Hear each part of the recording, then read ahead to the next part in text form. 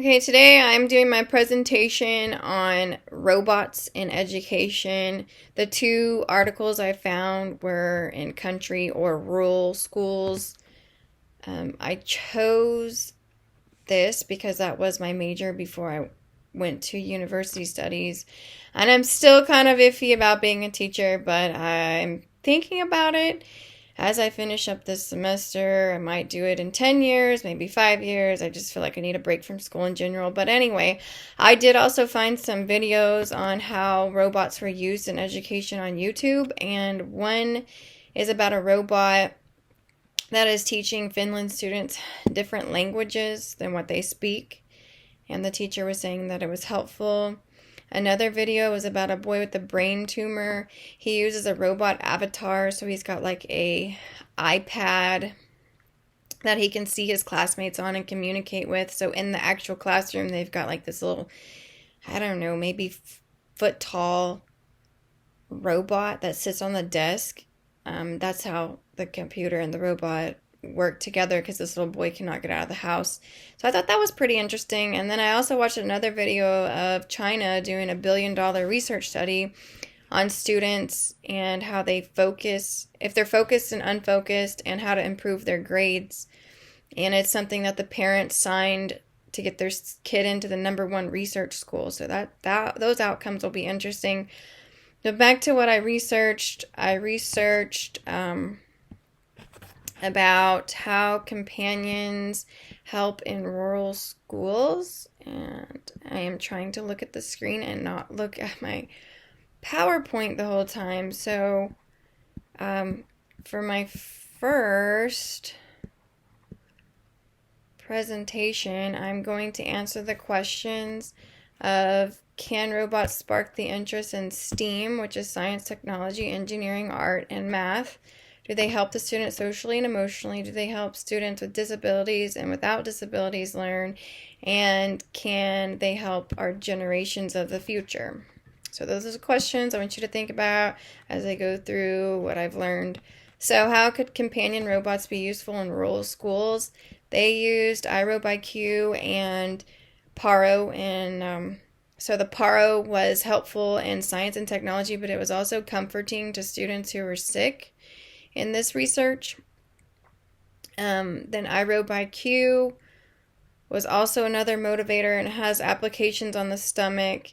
And when I turn in my PowerPoint, you'll be able to see it better and more information than I'm giving you in this speech. So you can change the applications on the iRobIQ stomach to help older students or younger students learn, which is something they learned in the study, which can help the future generations. The study was done based on different age groups. So the first age group was 5-year-olds, the second age group was 5 to 12, and the third age group was 12 to 18.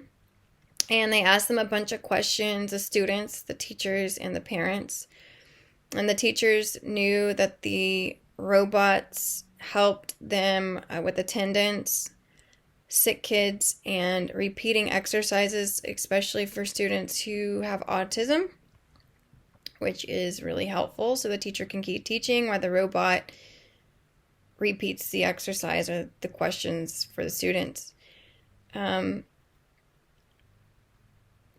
Also, the students were asked questions based on their ages, and it asked what problems they thought the robots would cause, if they liked them, wanted them at their school, how they felt, how they think. It made them feel happy and positive. They wanted the robots at school. They thought there was no problems with the robots unless they were damaged. And everything that they answered, most of it, based on their age, was positive. Some of the older kids wanted the robots to do a little bit more, probably like walk and move, like a human type Sophia or something. So that's a good thing. It did help them in science and technology learning in the classroom because it's important in a rural school. They don't have certified teachers like city schools do. So it can help teach things that they're not certified on. The second article I had was about using robots in theater for an after-school program, and it mentioned one boy that was interested in the program with robots, and prior to that he kind of stayed to himself. He wasn't very interested in after school. So that is interesting to know, that I guess you can draw a kid in if they're not interested in school or after school program. And it didn't mention about him having problems in the school classroom, which made me kind of wonder if he was behind or if he had any disabilities or anything, but it didn't mention that. So anyways, with this group of kids, the first group was more interested in programming, and the second group found that the robots were more like friendly and their companion. So the first group had less students. It had 10 kids, and they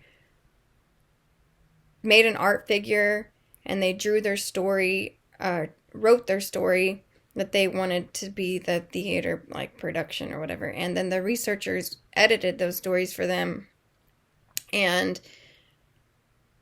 that's how they learned about the robots. And in the beginning of the first group, they introduced about, I think, 8 robots to the students. So the students had some knowledge on robots. And the second group, which I kind of liked better, it seemed like they went a little bit more in depth with it. They had more kids. They had 25 kids, and they had 2 4-week modules. And so they introduced the robots, and they added one robot, which was to help do the scenery. And the name of this robot was Swarm. And Swarm helped the students do the scenery, like I said. And so they walked through each module was different. They did art, they did dancing, they did scenery. So they learned modern art before they did the scenery, which was the 4th module. The 3rd module, they did dancing. So they watched a robot dance, and they watched Beauty and the Beast dance, because all of this was based off of Beauty and the Beast. And so they got to see the relationship between choreography and the robots dancing and then the waltz dancers in Beauty and the Beast. And then the 2nd module was viewing a clip of Beauty and the Beast, and the robots acted out as the kids rotated with their scripts. I'm sorry. So they got to see robots acting out with their scripts, which was something different from the first one. And then, the first week they introduced the robots. So I liked the second one better, the second program better, but they were both done. The first one was done in 2016, the second one was done in 2017, and it took place at the Dollar Bay Elementary School in Michigan, and it was approved by the Institutional Review Board. So the feedback that the program got from the students at their school festival were very positive. They pulled their parents over there, and they were excited to tell their parents about what they learned and all the robots. So they had positive feedback. And with what I learned from both articles, that they both had positive feedback. They both got the kids interested in STEM or STEAM. They helped them socially and emotionally. Both articles did not mention students with disabilities, but the first one did. It mentioned autistic students being repeated exercises to. And this did help researchers improve student programs by using robots. So the second article about the art theater program, you can go to a website, and it will tell you how to teach your own students the way that they taught their students in after school, which I thought was kind of nice. And the first article, it said you can improve the iRobi, or teach your students with iRobiQ by changing the applications. So I thought that was improve things that you can improve and teach other students in rural or city schools. So I liked this topic, and I chose it because I did school prior to this semester.